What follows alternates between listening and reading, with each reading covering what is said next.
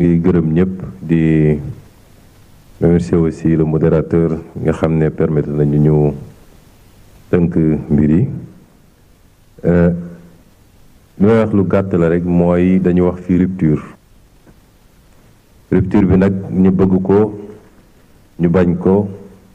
am na ba noppi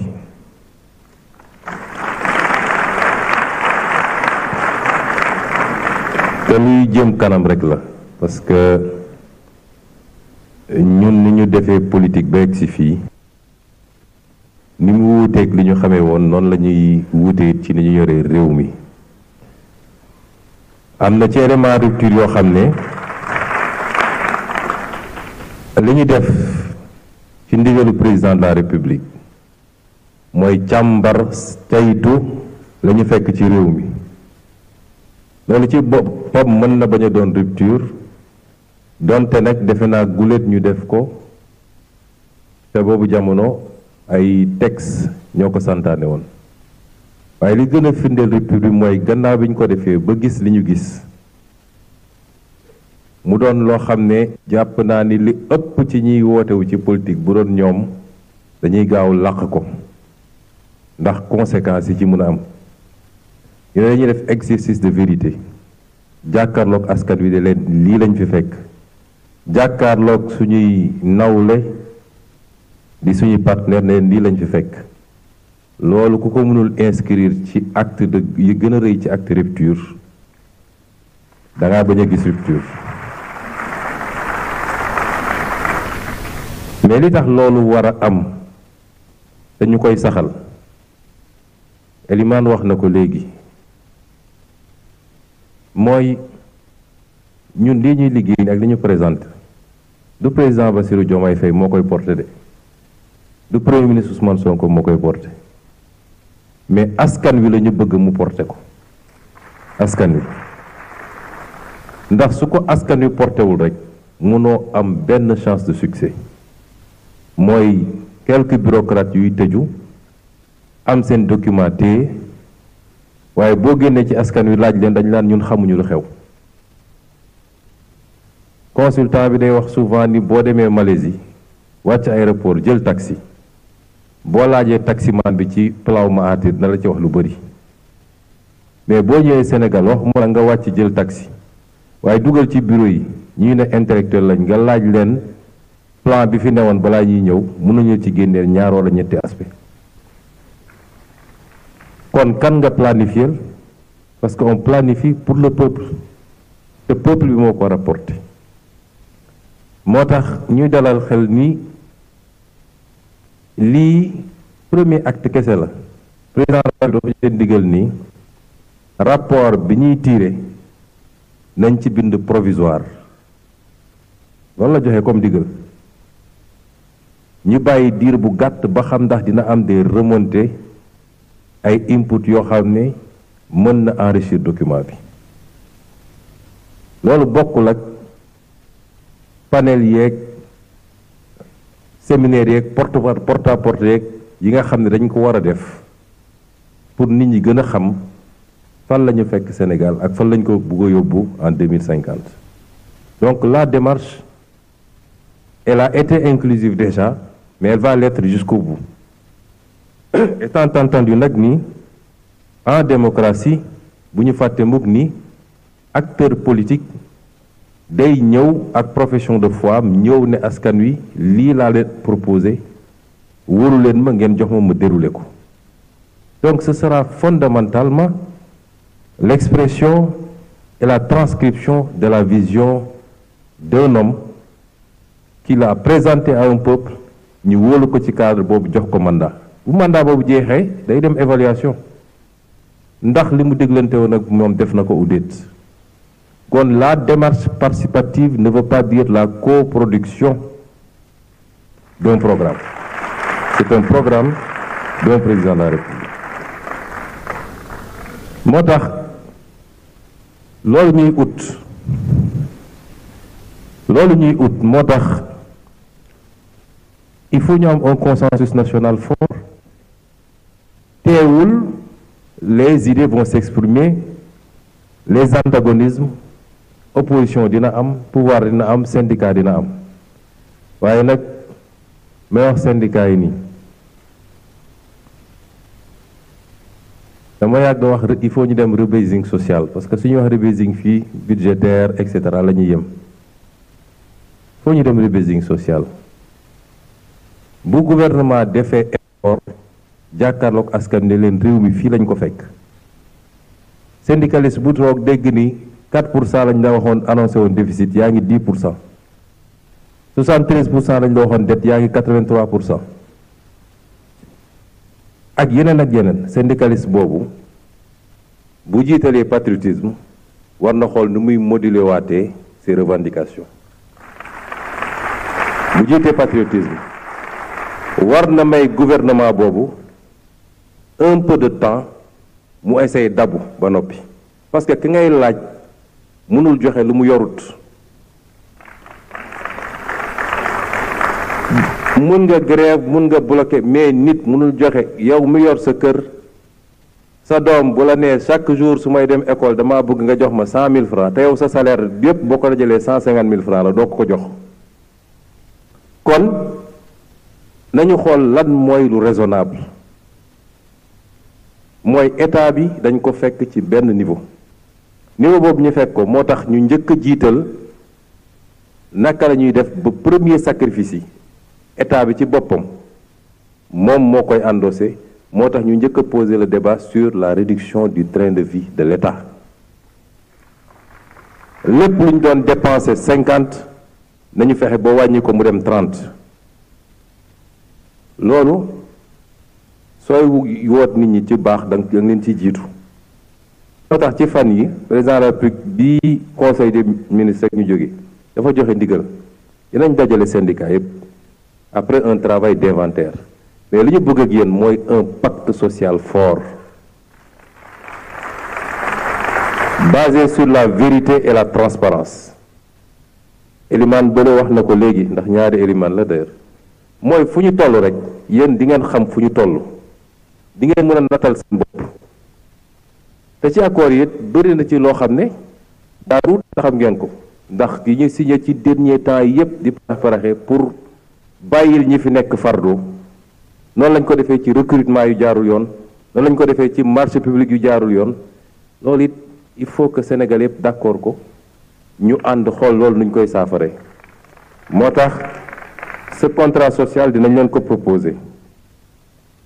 man d'accord naa suñu nee suñu principal problème Sénégal problème gouvernance la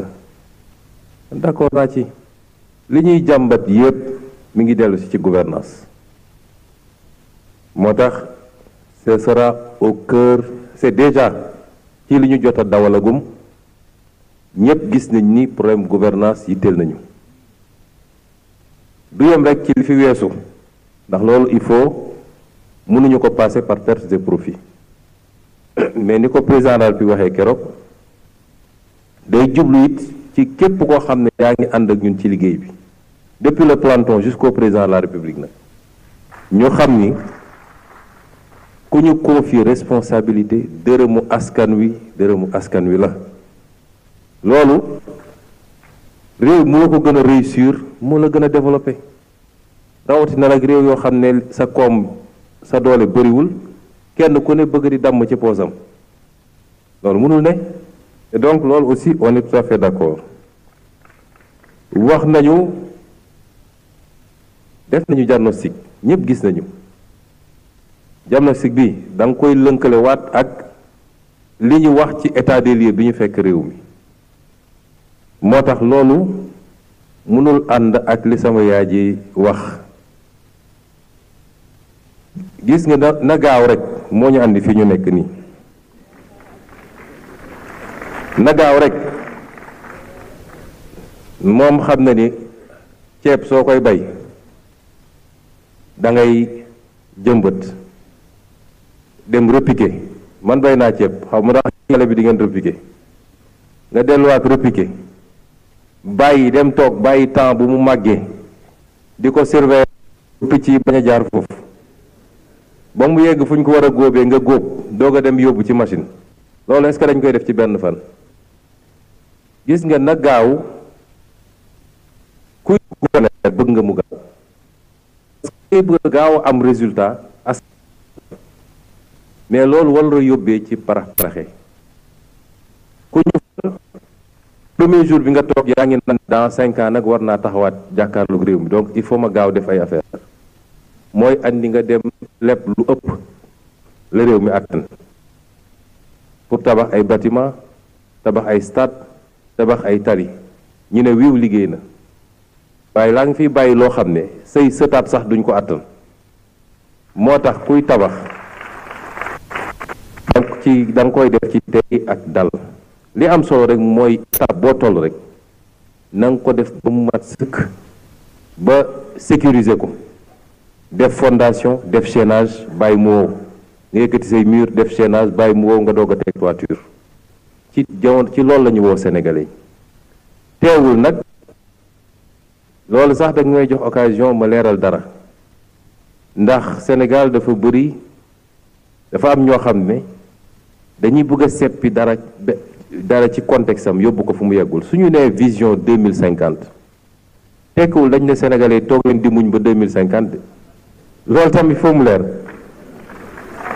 ndax gars yi loolu la ñuy génn di wax nee nañu ngi na ngeen muñ ba 2050 déedéet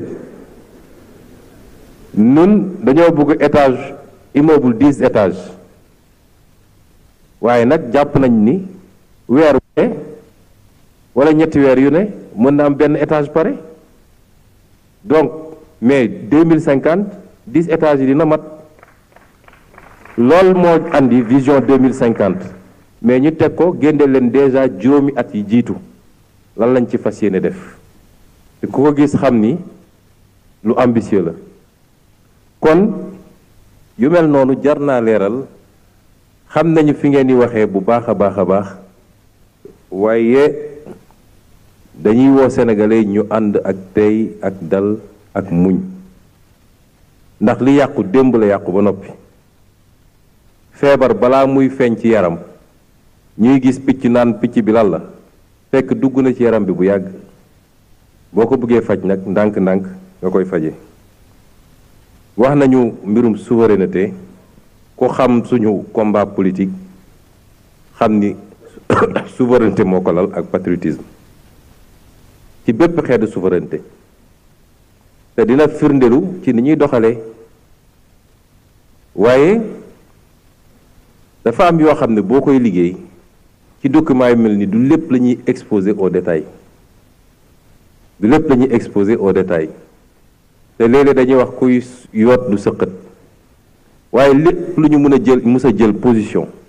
ne li moo ci suñu gis gi dañ ko doxal ba mu mat wax nga léegi mbirum monnaie